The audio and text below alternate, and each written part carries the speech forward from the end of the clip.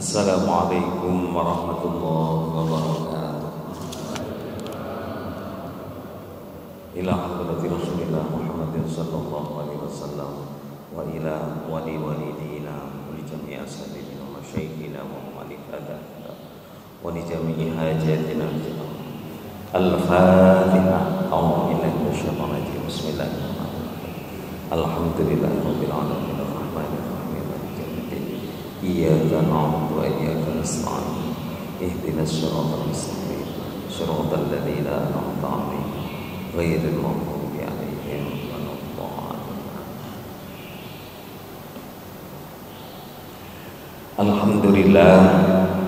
Alhamdulillahilladzi hadana li hadza wa ma kunna linahtadiya laula an hadana Allah. Wassalatu wassalamu ala khairil khalqillah Nabiyyina Muhammad ibn Abdillah wa ala alihi wa ashabihi wa man tabi'ahum. Wa la haula wa la quwwata illa billah. Qalu subhanaka la ilma lana illa ma 'allamtana innaka antal alimul hakim. Qala rabbi shrah li sadri wa yassir li amri wahlul 'uqdatam min lisani yafqahu qawli waj'alni waziran min ahli. Shadaqallahul azim. Amma ba'du. Bapak Ibu jamaah salat subuh rahimakumullah. Alhamdulillah, tsumma alhamdulillah, pada pagi hari ini tanggal 16 bulan Muharram, kula panjenengan masih diberi kesempatan oleh Allah untuk meneruskan ibadah kepadanya dengan menjalankan kewajiban kita sholat subuh berjamaah, diteruskan dengan kewajiban yang lain yaitu thalabul ilmi. Mudah-mudahan apa yang kita lakukan ini menjadi sarana bagi kita, menjadi wasilah bagi kita untuk menjadi hamba Allah yang semakin dekat kepadanya.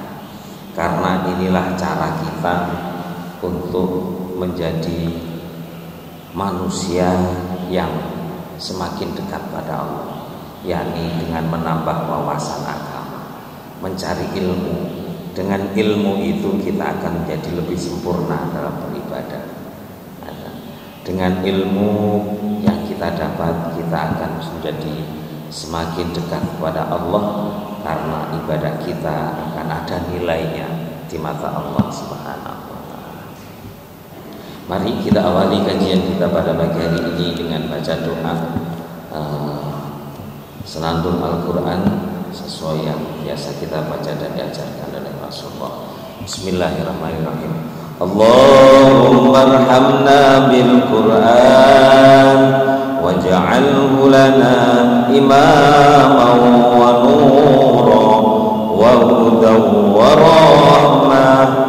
Allahumma dhakkirna minhu ma nasina wa 'allimna minhu ma jahilna warzuqna tilawatahu ana al-laili wa atrafan nahar waj'alhu lana hujjatan ya rabbal alamin. Alhamdulillah, mudah-mudahan Al-Quran selalu menghiasi kita sebagaimana yang kita baca doanya tadi. Kita bisa bukan hanya membaca Al-Quran baik di waktu pagi maupun sore, akan tetapi bisa kita menjadi hamba Allah yang dibimbing oleh Allah melalui Al-Quran. Al-Quran kita jadikan imam kita, bukan kita jadikan sebagai makmum kita. Bismillahirrahmanirrahim. Kajian kita pada pagi hari ini tentang wa yustahabbu fis shaumi thalathatu asya'a.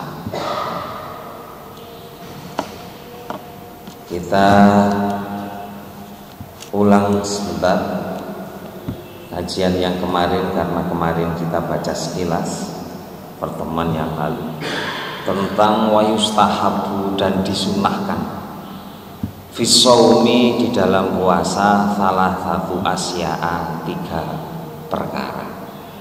Kemarin kita baca ada 3 hal yang disunahkan dalam berpuasa. Hanya 3 itu. Apa? Pertama, takjilul fitri, mempercepat berbuka. Nomor 2, wa takhirus suhuri. Dalam sebagian masdar itu dibaca sahuri. Wa takhirus sahuri, dan mengakhirkan sahur. Nomor 3, sunnahnya berpuasa adalah wa tarkul hujri minal kalam, dan meninggalkan omongan jelek atau perbuatan jelek, minal kalam, dari ucapan. Hanya 3. Seperti yang saya sampaikan kemarin dulu, membaca Al-Quran tidak termasuk, karena baca Al-Quran itu beda dengan perbuatan puasa. Memberi orang berbuka tidak termasuk sunnahnya puasa, karena itu di luar perbuatan puasa. Sedekah juga bukan sesuatu yang disunahkan dalam puasa. Dalam konteks kita berpuasa, yang sunnah dari ini dalam itu. Nah, itu kemarin hanya kita baca sekilas, belum kita baca secara detail atau dasar hukumnya atau penjelasannya. Kita baca karena semakin kita mengkaji fikih itu akan semakin kita menjadi paham. Itu yang dikaji fikih, muamalah, masalah-masalah kita beribadah dalam setiap saat. Seperti contohnya ada orang habis sholat, itu sampai kemarin saya cari dalam buku, habis sholat itu kemudian mengusap tangan ke wajah. Ada yang tidak mau mengusap tangan ke wajah. Nah, di dalam kitab fikih itu disebutkan. Nah, ini saya cari kemudian saya tulis karena kaitannya dengan fikih itu perlu. Bagaimana mengusapkan tangan ke wajah usai salam? Itu ada hadisnya, ada dalilnya, dan hadis itu sahih. Rasulullah ketika selesai sholat, Rasulullah itu mengusapkan wajah, mengusapkan tangan ke wajah. Kenapa? Karena satu hadis pertama menyebutkan setiap selesai doa Rasulullah itu mengusapkan tangannya, kedua tangannya ke wajah. Nah, sholat itu sama. Sholat itu juga doa. Arti dari sholat itu doa. Di dalam hadis lain Rasulullah menyebutkan setelah salam Rasulullah membaca gini: Asyhadu an la ilaha illa huwar rahmanur rahim. Allahumma adhib anni alhamma wal hazan. Allahumma azhib, hilangkanlah, anni, dari saya, alhamma, hamma itu bingung, wal hazan, dan susah. Niki satu rizki yang perlu kita minta. Wong urip niku lek bingung niku gak enak, hazan nggih gak enak, susah. Yang niku sing paling enak niku sadar, tidak dalam posisi bingung, gak dalam posisi susah atau sedih. Lane jenengan lek matur salat kan diajari kali Nabi, Allahumma inni a'udzubika minal hammi wal hazan, minal ajzi wal kasal, minal bukhli wal jahli, wa a'udzubika min ghalabatid dain wa qahrir rijal. 4 doa itu diajarkan Nabi ketika ada sahabat yang habis sholat subuh niku nduk masjid niku wiritan sampai sonto awan. Terus ditanggapi, kamu ngapain? Dijawab oleh sahabat, Nabi, tanggungan saya banyak Nabi. Gampang ngeten urusan dunya, utang kula niku kathah. Kemudian diajari 4 kali. Allahumma inni a'udzubika minal hammi wal hazan, minal ajzi wal kasal, najub wal bukh, a'udzubika min ghalabatid dain wa qahrir rijal. Amalkan itu. Ngaten. Terus dilampahi. Ngaten. Tapi dengan syarat berusaha. Kamu bekerja, nanti akan dimudahkan oleh Allah rizkimu. Ngaten. Orang dumono. Makanya sahabat Umar itu kalau tahu ada sahabatnya yang di masjid sampai siang kok di masjid ndonga diurak-urak masalah. Ini waktunya bekerja. Ini waktunya bekerja. Nabi mengajari 4 doa itu dibaca setelah sholat. Hitungannya saya tidak tahu. Itu dapat ijazah dari almarhum Yai Jamaluddin Ahmad yang sampun saya tahu belum 1 tahun yang lalu. Yai Jamaluddin Ahmad, pengasuh Pondok Al-Muhibbin Tambak Beras Sampang. Itu doa itu, Allahumma inni a'udzubika minal hammi wal hazan. Ya Allah, aku minta lindungan padamu ya Allah minal hammi wal hazan, dari bingung dan susah. Minal ajzi wal kasal, minta lindungan ya Allah minal ajzi wal kasal, dari lemah dan malas. Minal bukhli wal jahli, minal jahli wal bukhli, minta lindungan padamu ya Allah dari kebodohan dan bakhil medit. Terus yang terakhir itu min ghalabatid dain wa qahrir rijal, dari terlilitnya hutang dan paksaan oleh orang, artinya dianiaya. Ini 4 hal yang diajari Nabi. Kemudian sahabat itu melakukan itu dan bekerja, dipermudah oleh Allah. Sing ngulangi Rasulullah sallallahu. Jadi ternyata ketika ketemu lagi dengan sahabat itu, Rasulullah bertanya, alhamdulillah Nabi, semua kewajiban hakul adami saya, hutang saya bisa terselesaikan. Nah, ini yang diajarkan Nabi. Setelah sholat disunahkan bahkan bagaimana ngusap wajah. Ngusap wajah terus kali maca itu, asyhadu alla ilaha illa huwar rahmanur rahim, Allahumma azhib anni, ya Allah hilangkanlah anni dariku alham, hammaniku bingung, wal hazan dan susah. Itu sunnah. Nah, ini ketika sudah selesai sholat atau selesai doa. Kalau kunut, nah, biasanya ada kunut. Saya kalau hari-hari tertentu saya ajak kunut karena hari-hari itu istimewa. Seperti ada yai, ketika saya ngimami ada yai Saiful Ulum, saya ajak. Mumpung yang jamaah itu ada orang yang bagus, doanya akan mustajabah. Di hari tanggal 13, 14, 15 itu hari-hari yang bagus. Kenapa saya ajak kunut? Agar doa kita gampang dikabulkan oleh Allah. Setelah kunut itu tidak diperbolehkan ngusap wajah. Biasanya manten ngaten. Assalamualaikum warahmatullahi wabarakatuh. Niko ngusap wajah dalam Syafi'i makruh. Kenapa? Karena itu dalam sholat. Karena dalam sholat doa kita belum selesai.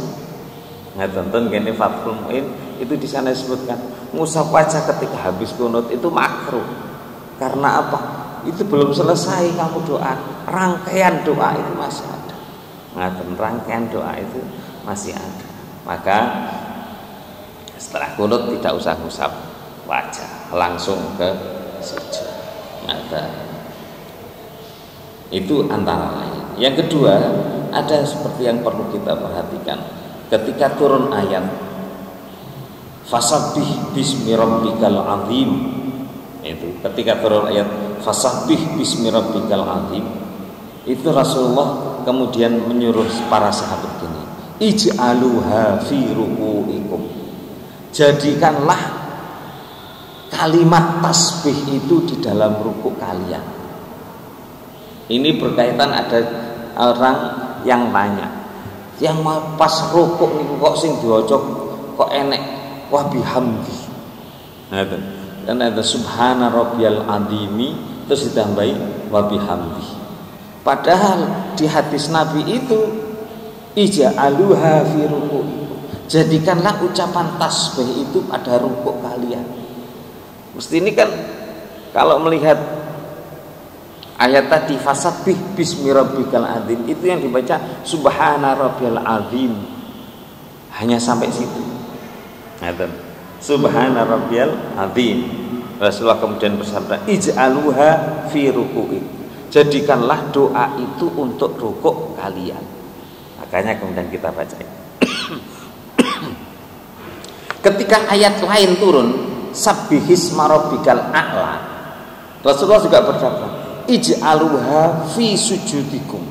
Jadikanlah doa tadi, tasbih tadi fi sujudikum, dalam sujud kalian. Makanya ketika sujud kemudian baca subhana rabbiyal a'la. Bagaimana dengan ucapan wa bihamdi? Bagaimana dengan ucapan wa bihamdi ditambahi wa bihamdi? Satu, boleh tidak usah ditambah wa bihamdi, atau ditambah wa bihamdi karena ada hadis lain yang menyatakan bahwa Rasulullah ketika rukuk dan sujud itu ditambahi wa bihamdi dan memujilah kepada Tuhanmu. Makanya ketika rukuk subhana rabbiyal azimi wa bihamdi. Ketika sujud subhana rabbiyal a'la wa bihamdi. Ngaten. Asalnya Rasulullah yang dibaca itu seperti kita selesai salat witir nih.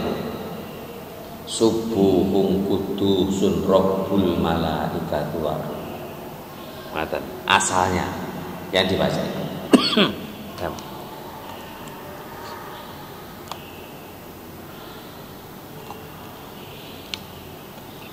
Asalnya yang dibaca itu subuhun kudusun rabbul malaikati war.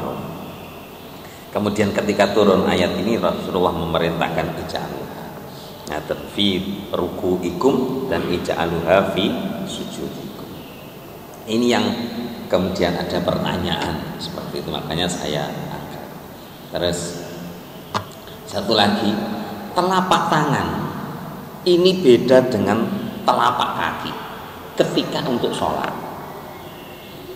Sebelum saya lanjutkan mikirnya, telapak tangan itu beda dengan telapak kaki. Kalau telapak kaki jenengan sholat pakai kaos kaki boleh. Bahkan dulu yang sudah kita kasih pakai muzah. Muzah niku khuf bahasa Arab. Muzah niku kados sepatu dari kulit, syaratnya harus menutupi sampai mata kaki dan air tidak masuk ke, tidak mengenai kaki, kulit telapak kaki. Niku muzah. Tiang damel muzah niku lek lunga oleh digawe sampai 3 dina, gak usah dilepas. Ngaten. Lek gak lunga di rumah dipakai sehari semalam. Lah fasilitasnya nopo? Untungnya nopo? Untungnya kalau berwudu kaki gak usah disiram. Ngaten. Kaki gak usah disiram. Setelah semuanya kaki itu hanya dioles, diusap luarnya muzah. Ngaten. Dibasahi tangan, terus niki kaki terus diusap seret. Hanya seperti itu. Itu kapan? Kalau di rumah dihitung sehari semalam. Dihitungnya mulai batal. Umpamanya jenengan mantun wudu terus namel muzah. Mantun wudune ya men. Batale mangke jam 09.00. Dihitungnya itu mulai jam 9 pagi sampai jam 9. Wis. Niki bukan mulai make muzahnya bukan, tapi mulai batal kemudian berwudu. Begitu pula ketika berpakaian 3 hari 3 malam, gak usah dilepas kaupo. Ngaten. Nah, itu muzah. Pakai kaos kaki ketika sholat boleh, tapi kalau sholat pakai kaos tangan tidak boleh. Mulane ibu-ibu lek sujud niku jangan terhalang dengan napa niki dengan mukena. Dengan mukena ketika mau sujud nggih telapak tangannya ini di tempat sujud. Oleh karena saking hormatnya begini. Buat nangsal yang sujud ngeten. Sujud kok gegem ngeten. Niki buat nangsal. Kenapa? Karena ini pakai kaos tangan saja tidak boleh. Ini supaya nempel. Lek jenengan sujud niku diwasi kondisi posisi jenengan ngeten. Koyok hormat nang Allah. Lek jenengan ngeten, posisi koyok ngene. Koyok nantang Gusti Allah. Kalau mau kalau mau berdiri tidak masalah. Karena ketika mau berdiri dari sujud atau dari duduk tahiyat awal itu tidak ada syarat untuk meletakkan tangan di lantai. Biasanya kan ngeten, enten sing ngeten, kasih ngeten, enten sing ngeten. Enggak masalah ketika mau berdiri. Tapi ketika sujud ini posisi tangan terbuka dan tidak pakai kaos tangan. Jadi orang mau berdiri ku tangane digawe nekan ngeten gak adik demek napa lantai terserah aku cek kuat tok ngadeg gak adik gak masalah dene wis gak kuat tangan loro nggih gak masalah ngeten dengan posisi begini tidak masalah ngeten tapi ketika sujud itu adalah 7 tulang ini nempel di tempat sujud mulai niki 1 2, 3 lutut. Lani orang sehat gak oleh sujud musuh lututnya diangkat buat nang tempel. Kemudian sama kaki. Itu aturan. Itu aturannya. Lah hidung bagi Imam Malik wajib nempel. Bagi Syafi'i enggak. Karena apa? Iya lek hidung. Iya lek wong sing irunge dawa-dawa iki. Sing gak pati duwe hidung nemplekno irung kangelan sujud. Ngaten. Jadi Syafi'i itu tidak mensyaratkan hidung nempel di tempat sujud. Ngaten. Lek mulangi lare-lare kula hidung tempelkan. Hidung tempelkan. Ngaten. Sebaiknya seperti itu. Hidung nempel. Hari-hari mboten diulangi ngoten. Sujute niku jungkir sing ditempel niki terus nginceng kancane nduk buri. Niku gare gak bener. Ya napa? Niki nempel terus irung nempel. Ngoten jadi sempurna. Ngoten. Nah, itu sedikit sesuatu yang perlu kita ketahui bahwa ketika kita berdoa atau habis sholat ngusap tangan itu boleh. Pun kita lanjut. Bismillahirrahmanirrahim. Takjilul fitri, mempercepat berbuka. Niki hadisnya Nabi. An Sahlin bin Sa'ad radhiyallahu anhu anna Rasulullah sallam qala wala yazalu dan ora gengsir sapa annasu menungso bi khairin kelawan kebaikan ma ajjalu selagi nyepetno sapa man al fitro berbuka. Orang itu selalu dalam kebaikan selagi dia mempercepat, mensegerakan ketika berbuka. Lek wayahe buka ndang buka. Ngoten, kecuali kalau sing digawe buka. Ngoten. Ya napa golek sing garai batal. Saya ingat ketika saya puasa sunnah. Waktu itu kula ngaji ten pondok. Sik sanawiyah SMP. Terus mangkat jenenge mantuk asar niku udan. Akhire gak iso mulih. Ngenteni ten masjid pondok. Mantun ngoten adzan. Iki buka ning gayo apa ya? Akhire wudu mawon. Wudu ten kene ten tempat wudu masjid. Nah, sampai wudu niku kemu. Nah, kemu iku ambek ngelek titik-titik ngoten. Nggih mboten masalah. Perasaan kula riyen niku mboten masalah. Kula niku mboten masalah. Kula tesih alit niku bal-balan sleren terus nimba tasik nimba ngaten kerekan ngaten niku. Terus banyu nolong dikokop blok. Rasaku ya gak masalah. Itu menyegerakan takjil, menyegerakan berbuka. Wal afdhalu niki sing utama yak napa ayyuftira yen to buka sapa wong ala tamaratin ing atase pira-pira tamer kurma au qalilin min ma'in utawa qalilin titik min ma'in saking banyu. Lho banyune gak oleh akeh-akeh. Dadi buka niku sing bagus niku kurma terus banyu. Banyune gak oleh akeh-akeh. Ngaten.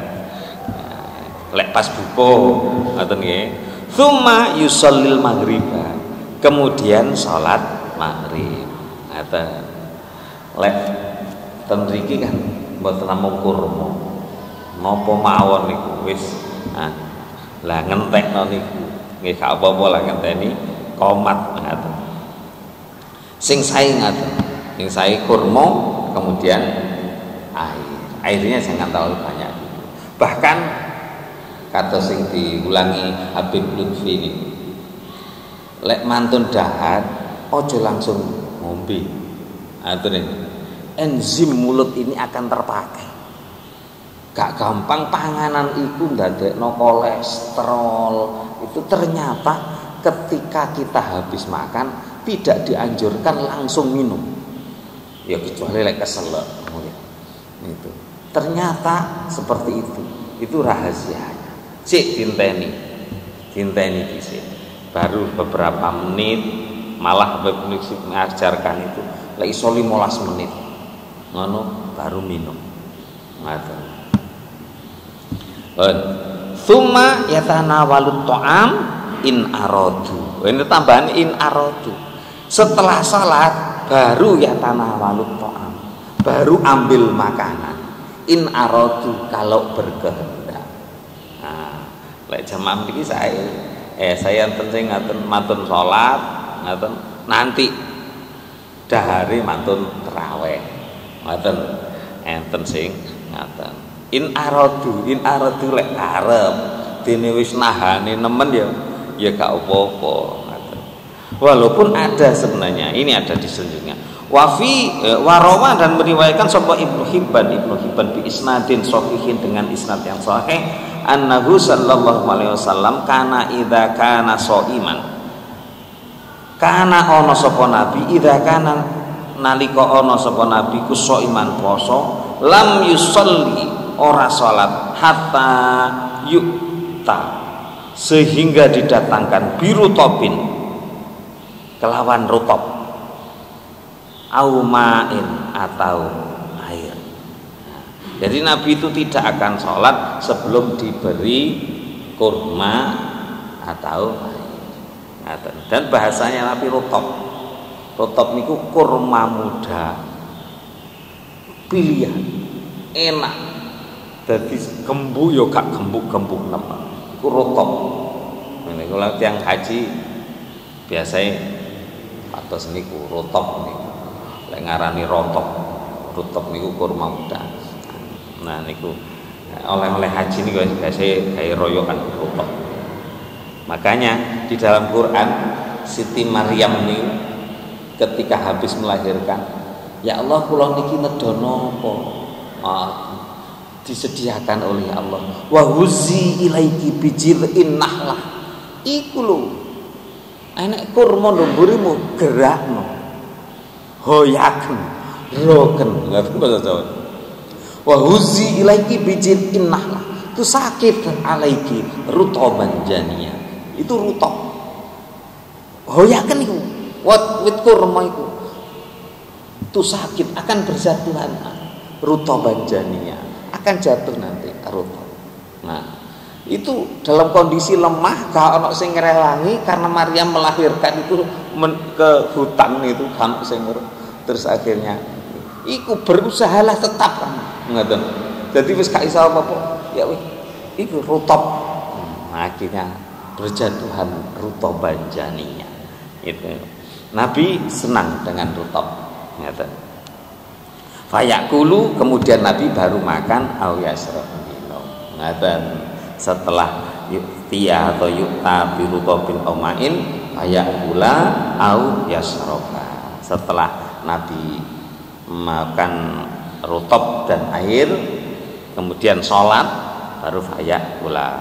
Wa idza kana fi syita lan nalikane ana fi syita ing dalem waktu rendeng lam yusolli hatta ta'tiya bitamrin aw ma'in. Tidak sholat sampai didatangkan dengan tamar. Nah, tamar ini beda dengan rutab, sama-sama kurma tapi beda. Auma. Kenapa? Mesti ada rahasianya. Kenapa di musim dingin, rendeng, musim dingin itu Rasulullah yang dimakan itu tamar, kurma, gitu, bukan rutab. Itu ada rahasianya. Pun nomor 2, wa takhirus sahuri, dan mengakhirkan sahur. Rawa meriwayatkan sapa Ahmad fi musnadi ing dalam musnadi Ahmad annahu sesungguhnya Nabi sallallahu alaihi wasallam qala la tazalu ummati bi khairin, umatku akan selalu berada dalam kebaikan ma ajalu selagi dia mendahulukan al-iftar berbuka wa akharu dan mengakhirkan as-sahur sahur. Ini yang dua tadi sunnahnya kan mengakhirkan sahur. Warawa dan meriwayatkan sapa Ibnu Hibban anna tahirus sahur min sunanil mursalin, sesungguhnya mengakhirkan sahur itu dari sunnah-sunnah atau perbuatannya para rasul. Ngaten. Ya napa akhire sahur niku kapan? Wa yakunu lan ana apa takhiru, mengakhirkan sahur bihaitsu yantahi, sehingga sekirane mari minat ta'ami saking mangan wasyarabilan ngombe kubailatu il fajri. Kubaila niku qabla niku sebelum, kubaila niku sebelum tapi kalime titik niku jenenge ditasghir. Ditasghir niku sing winginane kula terangkan ya, diperkecil. Qabla sebelum, nek kubaila kurang titik. Nah niku jenenge kurang. Tumbangane tunggalane niku tidur siang niku. Tidur siang niku kan namine qailulah. Asale qalilun sedikit, tapi qailulah sedikit banget. Nah, iku jenenge qailulah. Niku tidur siang sedikit. Ngaten. Niku jenenge tasghir. Jundun tentara, lek tentara cilik Junaid. Wonten jeneng tiyang namine Junaid. Niku tentara cilik, ditasghir namanya, diperkecil. Ngoten. Nah niki kubailatul fajri, menjelang terbitnya fajar. Ngoten. Niku berarti sebelum subuh. Rawa meriwayatkan Sahih Bukhari an Ibnu Malik an Nabi sallallahu alaihi wasallam wa Zaid bin Sabit tasahara. Katanya dalam hadis Bukhari disebutkan Nabi dan Zaid bin Sabit keduanya sahur. Falamma faragha, ketika dua-duanya selesai min sahurihima, dari sahurnya, qoma berdiri sapa Nabi sallallahu alaihi wasallam ila sholati fasolat. Kemudian Nabi berdiri untuk melakukan salat. Kulna, kemudian kita berkata li Anasin kepada Anas. Anas kan cerita niku. Anas bin Malik niku sing ngriwayatkan hadis. Kita kemudian tanya, karena apa? Anas menceritakan ini itu ketika Rasulullah nggak ada. Jadi sahabat-sahabat niku saling memberi. Kados ketika Rasulullah meninggal, Siti Aisyah dadi bunyanyi. Ngaji sahabat-sahabat ngrungokno. Karena mungkin ada sahabat-sahabat yang tidak tahu hadis Nabi yang disampaikan kepada Aisyah. Ini Anas juga gitu. Karena Anas bin Malik itu melok Nabi terus, sehingga banyak hadis yang diterima Anas. Maka ketika Nabi sudah tidak ada, Anas ngaji. Usianya baru belasan tahun. Lah sahabat-sahabat senior itu sampun sepuh-sepuh mireng ngerungok. Nah, kemudian kulna li Anas. Kemudian kami bertanya kepada Anas, kam berapa? Karena ada baina farohihima min sahurihima wa duhulihima fis shalah. Berapa jarak antara selesainya makan sahur dan sholat. Qala kemudian berkata Anas, qadru ma ukurannya barang yaqra'u membaca sapa ar-rajulu seseorang khamsina ayatan 50 ayat. Ya ukurannya 50 ayat seseorang baca Al-Qur'an. Kemudian subuh. Jadi antara sahur dengan subuh itu ukurannya kira-kira seseorang membaca 50 ayat. Ngeten. Tapi ayatnya sing sedengan. Ngeten. Oke, pun. Ini yang ketiga, sunnahnya apa? Tarkul hujri minal kalam.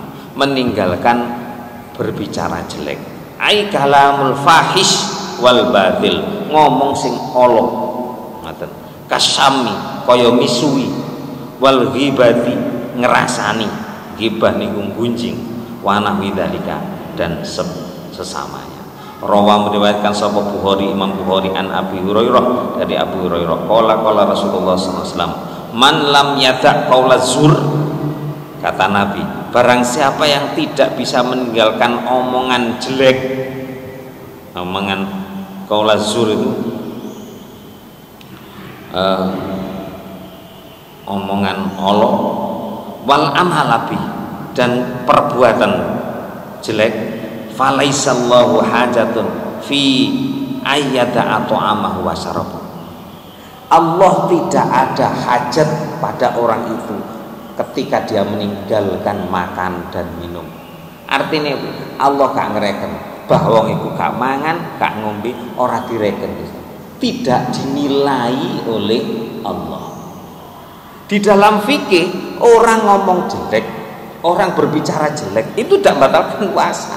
Tapi Allah tidak butuh, tidak mendapat pahala puasa, tapi puasanya tidak batal, gugur puasiwanya, enggak usah ngodo, tapi ganjarannya enggak boleh. Ngaten itu. Ai la yatarattabu ala imsakiha sawaban.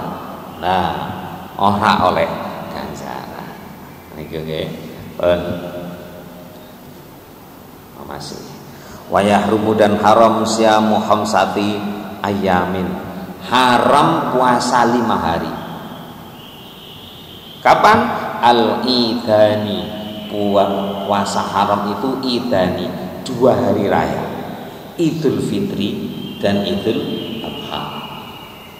Idul Fitri dan Idul Adha iki mesti wong-wong geger. Ya napa sing wis kadung gak poso? Sapa sing nganggep riyayane dhek iki utawa sing riyayane meneh ngene. Geger. Antarane gak padha riyayane. Haram puasa 5 hari. Yang 2 adalah Idaini, Idul Fitri dan Idul Adha. Nomor 3, yang ketiga 45 wa ayyamut tasyrik as-salasah, dan puasa tasyrik as-salasah yang 3 hari. Jadi haram itu 5 hari. Nopo? Idul Fitri, Idul Adha dan hari tasyrik, 3 hari. Bagaimana dengan Yaumus Syak? Hari-hari ragu.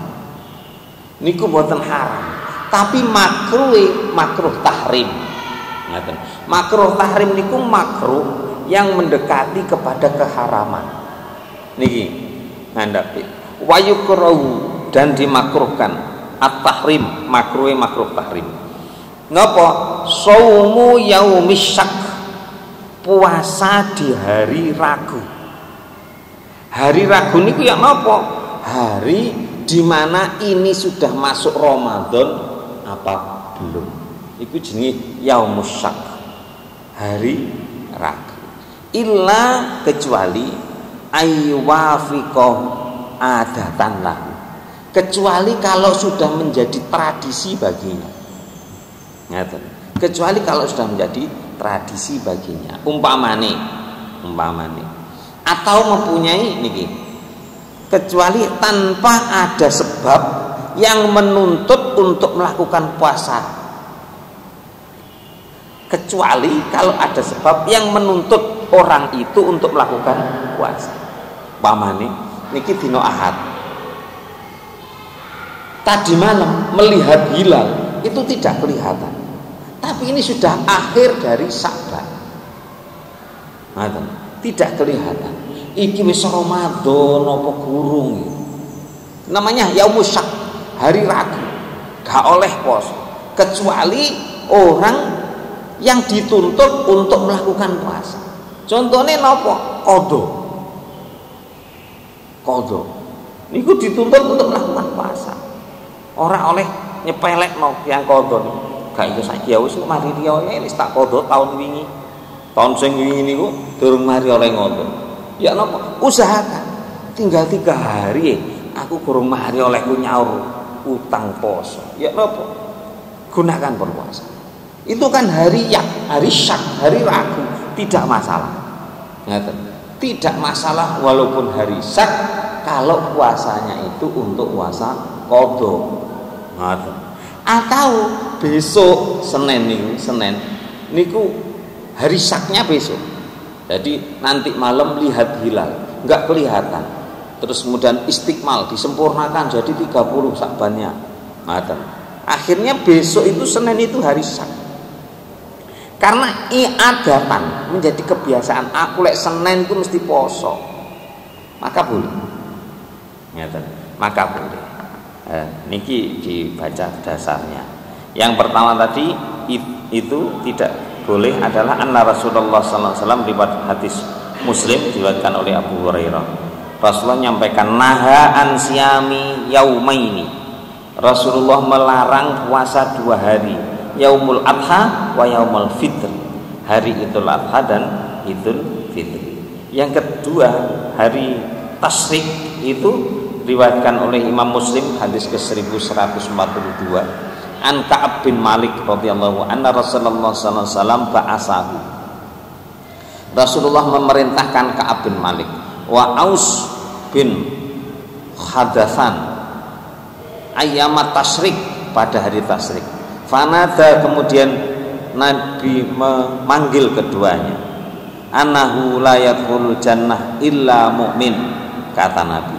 Sesungguhnya tidak akan masuk surga kecuali orang mukmin. Wa ayyamun minni ayyamun akli wa syurbin. Hari-hari ini adalah hari-hari makan dan minum. Itu Rasulullah melakukan itu, mengatakan itu pada hari-hari tasyrik, 3 hari setelah Idul Adha. Niku haram berpuasa. Yang Yaumus Syak tadi, wa huwa yaumus salasina min Sya'ban. Hari Syak itu adalah hari ke-30 dari bulan Sya'ban. Alladzi, yang yahsuku orang itu ragu fi di dalamnya, annasu manusia. Hal huwa min Sya'ban au min Ramadan. Apakah hari ke-30 tanggal 30 ini atau tanggal 29 itu sudah masuk bulan masih Sya'ban atau sudah Ramadan? Itu. Wal mu'tamad, dan kaul mu'tamad fil madhab itu tahrim walayasi. Posoni gak sah. Ngaten. Makronya makruh tahrim. 5 rawahu Abu Dawud, karena ada hadis yang diriwayatkan oleh Abu Dawud wa Tirmidzi dan Imam Tirmidzi wa sahahahu, dan mensahihkannya Tirmidzi. An Ammar bin Yasir radhiyallahu anhu an Rasulullah sallallahu alaihi wasallam qala man shoma al yauma alladhi yashukku fihi annas faqad aso Abul Qasim, kata Nabi. Man, barang siapa shoma, yang puasa al yauma, pada hari ini, alladhi, yang yashukku, ragu, fihi, di dalamnya, annasu, manusia, hari yang ragu yaitu tanggal 30 atau 29 Sya'ban, faqad aso, maka orang yang puasa di hari itu aso, sungguh menentang atau maksiat Abul Qasim pada Nabi Muhammad. Abul Qasim itu lakob, julukan. Lakob itu beda dengan kunyah. Lakob itu julukan yang bagus, niku jenenge lakob. Nabi Muhammad itu dapat julukan Abul Qasim, bapake Qasim, karena putra Rasulullah namanya Qasim, diceluk Abul Qasim. Wong Indonesia enggak ngeten, bapakne arek-arek. Niku gak disebut jenenge lakob. Niku angsal. Sing mboten asal niku kunyah. Kunyah niku nyeluk celukan tapi elek. Enek wong kok lowemu anu celuk semar reng gareng umpamane. Nah, panggilan yang jelek. Enek wong kok ngono terus celuk krak cikrak umpamane. Bukan namanya. Niku jenenge kunyah. Panggilan yang sekiranya menurunkan derajat dia oleh agama, oleh Rasulullah dilarang. Ngaten. Pakailah lakop, jangan pakai kunyah. Ngaten hadise ngaten. Jangan memanggil orang dengan panggilan yang jelek. Lek nyeluk wong aja elek. Ngaten. Sing biasa kan celuk elek ngaten. Ngaten. Ngaten. Idza kana an-nisfu terus niki. Idzan tasofa Sya'ban fala tasumu. Enten hadis Nabi Muhammad. Kalau sudah separuh Sya'ban fala tasumu, moko aja poso sira. Mulane anjuran puasa Sya'ban itu sampai tanggal 15. Ngaten. Lek wis kliwat separuh fala tasumu, aja poso. Terus enten Ibnu Majah ngene warikan idza kana nalikane ana apa anisu separo min Sa'ban fala sauma hatta yaji Ramadan, maka jangan puasa sampai datangnya bulan Ramadan. Ngaten. Jadi sunahnya pertengahan awal di bulan Sa'ban. Kalau setengah yang belakang boleh satu bagi orang yang biasa puasa. Biasa poso Senin Kamis atau poso Daud silahkan diteruskan. Ngaten. Atau mengqadha atau kafarat. Kafarat niku denda. Nah, puasa karena denda. Apa sumpah, melanggar sumpah itu puasa. Itu puasa 3 hari. Atau karena berhubungan badan suami istri di bulan Ramadan, kafarat. BEJ nerusno kafarat puasa itu. Nah, silakan. Ngaten. Nah, niki entek nih waktunya. Ini saya cukupkan segini. Waman wati'a fi nahari Ramadan amidan fil farji fa alaihi al-qadha wal kafarah. Nah, barang siapa yang bersetubuh di siang hari bulan Ramadan dengan istrinya amidan lali. Amidan itu sengaja, mboten lali. Amidan larati. Lek bersetubuh berhubungan badan dengan istrinya di bulan Ramadan dan dia dalam kondisi puasa. Niki syarat-syaratnya dalam kondisi puasa. Bersetubuh fil farji dalam hubungan yang sah farji. Ngaten nggih kemaluan. Fa alaihil qadha wal kafar. Orang itu maka wajib qadha. Enten qadhae. Mboten namung kafarah. Jadi mengqadha dan kafarah. Lek hubungan badan di bulan Ramadan dalam kondisi puasa dan tidak lupa, maka orang itu kena hukuman. 1 kafarat jenenge. Yang kedua dia wajib mengqadha. Mengqadha berarti ngijoli dan kafarat. Kafaratnya napa? Niki. Napa? Nomor 1 itqu raqabah, memerdekakan budak. Saiki gak ono budak. Lek gak iya fa illam lek gak ketemu fasihamu syahraini mutatabi'in. Puasa 2 bulan berturut-turut. Berturut-turut niku gak lepedot. Itu 57 kok batal. Balik meneh hitungane. Niku kanggo ngapokno. Nganggo ngapokno. Tapi gini wae syaratnya dalam kondisi sengaja, dalam kondisi puasa. Mulane kula natos anu nika dia kali hukume angsal. Ya napa? Lunga. Lunga orang berpergian itu boleh membatalkan puasa. Ngaten. Lunga teko kadalan ya awake dhewe kate ado. Lunga. Ayo mokel. Angsal. Karena apa? Niat bepergiannya jauh. Ngaten. Boleh, tidak dianjurkan. Boleh. Setelah mokel ambek bojone leren dhisik ayo nduk penginapan ton hotel, kemudian hubungan badan gak kena kafarat. di bulan Ramadan. Sengaja tapi tidak puasa. Tidak puasanya diperbolehkan. Gak oleh lapo-lapo, ayo mokel ayo, terus ayo hubungan badan, tidak boleh.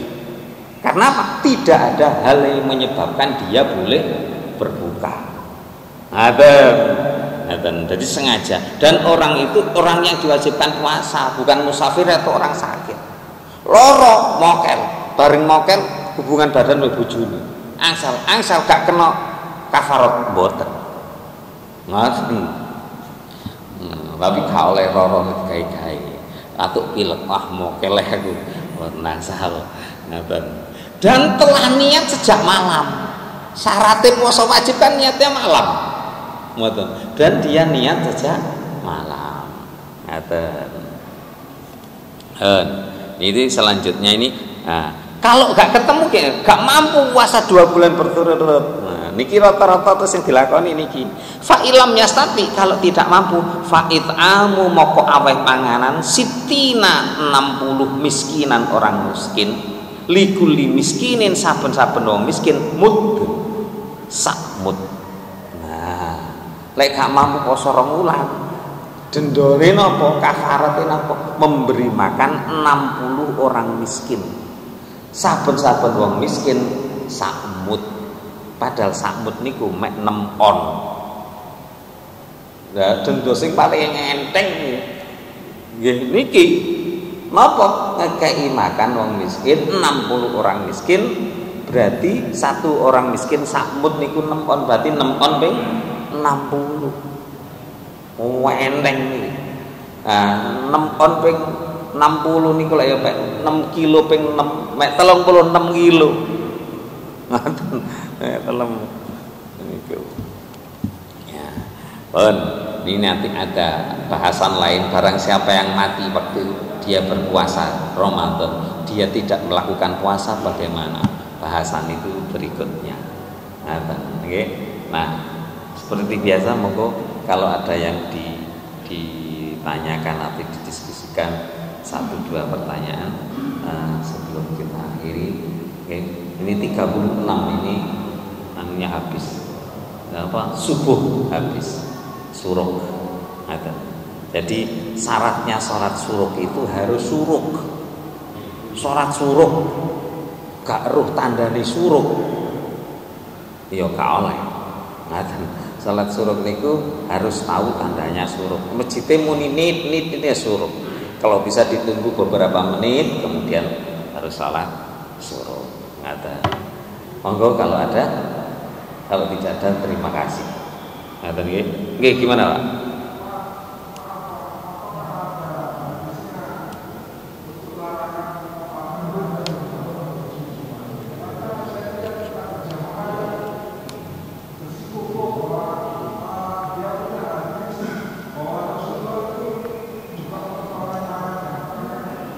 Sujudnya begini. Tadi saya sampaikan di awal, sudah menjadi syaratnya sholat itu tangan itu tidak pakai kaos tangan. Itu hadisnya sudah jelas. Kalau begini boleh, itu kalau mau berdiri dari sujud atau berdiri dari rukuk, itu boleh begini, menekan. Kalau ketika sujud tidak boleh. Karena apa? Syaratnya sujud itu adalah telapak tangan ini nempel. Berarti hadisnya jelas. Wong ini aturan sholat. Malah yang begini ini yang dilarang. Kenapa? Karena yang ditempelkan itu telapak tangan. Tapi ada syaratnya bagi yang punya tangan. Bagi yang punya tangan. Padha mek wong wudu niku lho. Wong wudu niku ngusap tangan sampai siku. Wajib bagi yang punya tangan. Jadi wajib begini, dan wajib tidak pakai sarung tangan, pakai kaos tangan. Begini. Kalau ada yang kayak gini, berarti dia gak paham. Kalau begini, ini sama dengan lek jenengan sujud niku umpama ngeten, lek diwasi itu kok ngarep niku kok dadi ngene kok. Lek sujud niku. Itu satu hal yang dilarang. sama dengan orang sholat begini, tolak pinggang, ini makruh, tidak boleh. Kenapa? Di hadapan Allah begini boleh, tidak usah dekat boleh, ngeten boleh, enggak boleh begini, ngeten dianggap sesuatu yang menentang. Jadi kalau begini jelas ada hadisnya, kalau yang begini enggak. Kalau mau berdiri silahkan, kalau mau bangkit dari duduk berdiri silahkan, dari sujud mau berdiri begini silahkan, asal begini terus mau berdiri silahkan. Kalau ketika sujud ada itu hadisnya ya terlalu jelas kalau perintah untuk seperti ini. Sampun. Terima kasih. Waktu sudah habis waktu sibuknya. Mudah-mudahan yang kita kasih bersamaan dengan kita ya Allah Subhanahu wa taala. Al-Fatihah. A'udzubillahi minasyaitonir rajim. Bismillahirrahmanirrahim. Alhamdulillahirabbil alamin. Iyyaka na'budu wa iyyaka nasta'in. Shiratal ladzina an'amta 'alaihim ghairil maghdubi 'alaihim waladdallin. Allahumma shalli 'ala Muhammad wa 'ala ali Muhammad walhamdulillahirabbil alamin. Allahumma anfa'na bima 'allamtana wa 'allimna ma yanfa'una wa zidna ilma. Allahumma lakal hamdu wa ilaikal mustaka wa antal musta'an wa la haula wa la quwwata illa bika ya arhamar rahimin. Ya Allah, berikanlah kami ilmu yang manfaat ya Allah. Dengan ilmu itu kami bisa menyempurnakan ibadah kepada-Mu ya Allah. Engkaulah tempat kami mengadu, Engkaulah tempat kami memohon ya Allah. Tiada daya dan tiada kekuatan kecuali dari-Mu ya Allah. Mudahkanlah urusan kami ya Allah, urusan dunia kami, urusan keluarga kami, urusan akhirat kami ya Allah. Jadikanlah semua yang kami lakukan menjadi nilai ibadah ya Allah. Rabbana atina fid dunya hasanah wa fil akhirati hasanah wa qina adzabannar. Sallallahu alaihi Muhammadin wa alihi wasallam. Alhamdulillahirabbil alamin. Demikian, kurang lebihnya mohon maaf. Subhanakallahumma bihamdika asyhadu an la ilaha illa anta astaghfiruka wa atubu ilaik. Assalamualaikum warahmatullahi wabarakatuh.